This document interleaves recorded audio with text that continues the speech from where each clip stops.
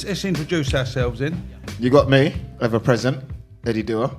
Ash Gould. Zane Groves. Rob Lee. And me, Ricky Grover. That's so good he said it twice. Like James Bond, isn't it?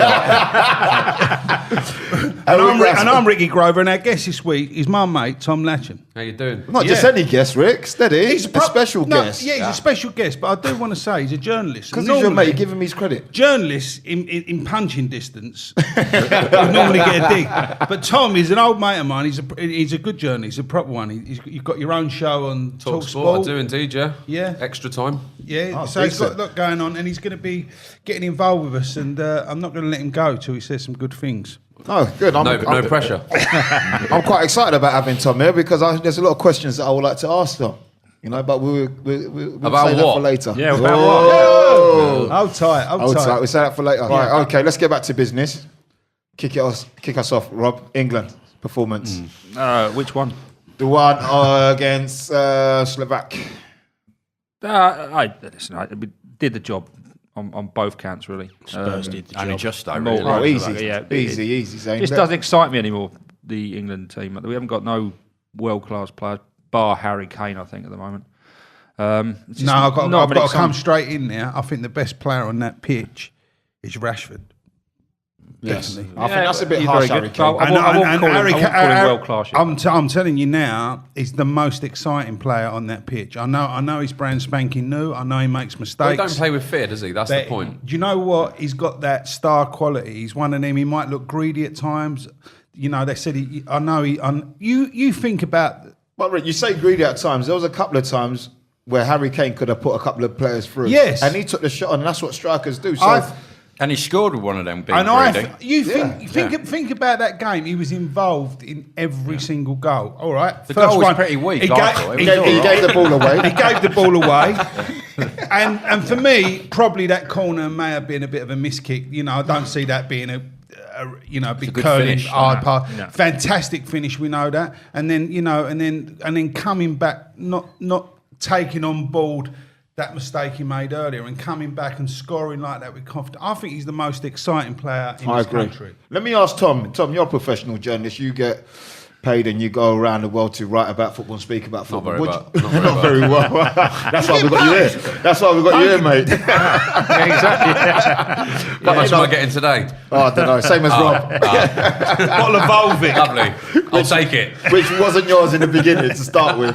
You started off with Evian, but you've gone on to I've been Volvic. downgraded to Volvic. I'll take it anyway. But Whatever. you know, so you're around the country up and down, writing about football, having an opinion on it. What's your thoughts on Marcus Rashford?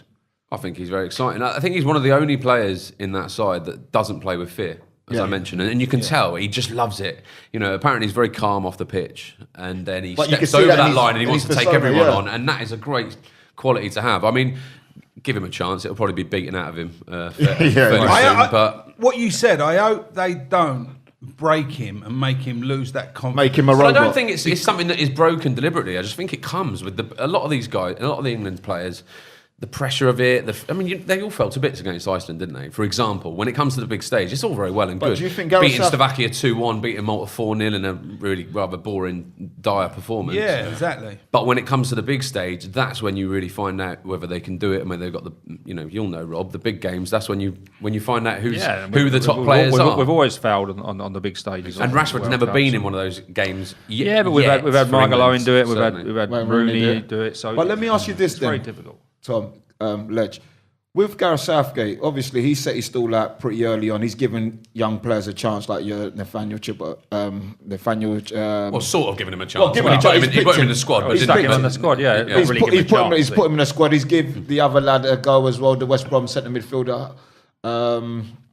Jake Livermore, he's given him a go, which was Bertrand, didn't he? Bertrand's been in it for a little while, but Yeah, but he seems like he's not afraid to give does people he a have go. many options, Bar? No, he's got no. We've No, got he doesn't. really poor midfield. When you look Exactly. at Spain, all the midfielders that they can call upon, midfield, given is just a real weak spot for us. Which, given the quandaries that we had in the past of having too many good midfielders and they couldn't work together, to be in that position now. I don't think we've got great defenders. I think We've got terrible defenders. Yeah. So You can see that in the Slovakia. Has he game, got really. many? He got to, terrible. so So they you said look at the world class. I think we've had world class players over the years. Gerrard, Lampard. We had some quality players. But we haven't got them now. You're talking Think about who we Kane, are. who's young, If and you Rashford. could compare us to a Premier League side, who would we be? We'd be a Southampton, wouldn't we? Yeah. We'd be a West Brom. We're not. We haven't got particularly good players. We have a few quality, brilliant players.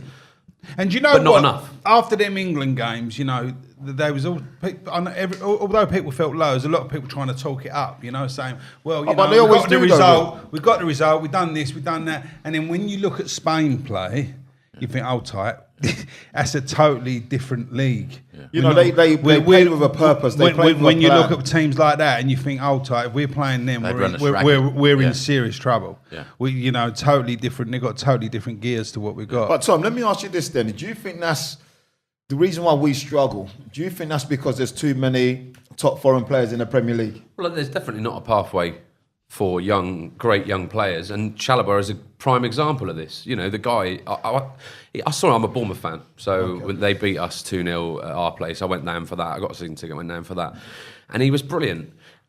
And they sold him for £5 million, Chelsea. Are you telling me that guy is not good enough to ever play for Chelsea? Of course he is, but there's no pathway for any of these young guys into the first team at sides like Chelsea. Rashford only got a chance at Man United because of injury.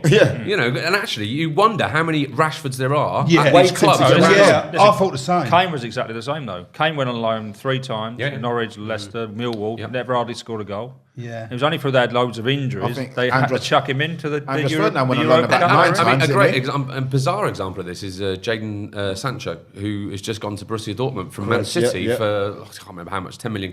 Forced to move, has been given the number 7 shirt, so clearly he's going to play. He's clearly rated very highly. Dembele left that shirt behind, so he's clearly going to play. Are you telling me he ain't good enough to play for Man City if he can get into the Borussia, if he's number 7 for Borussia Dortmund? It's unbelievable, and I just think, you know, being on the side that I'm on in the game is, and I say this all the time, I spoke to one of my manager friends, I'm not going to put him on blast, but, you know, managers are quick to turn around these days and say, well, a player hasn't got this, a player hasn't got that. The problem is, as well, of course, in the Premier League, you don't get any time. There's so much pressure on the managers to get results and get results yesterday that they don't think, well, we can blood these players at the top level, which is a shame. Why do teams like Spain, Brazil, and these sorts of teams always produce top players?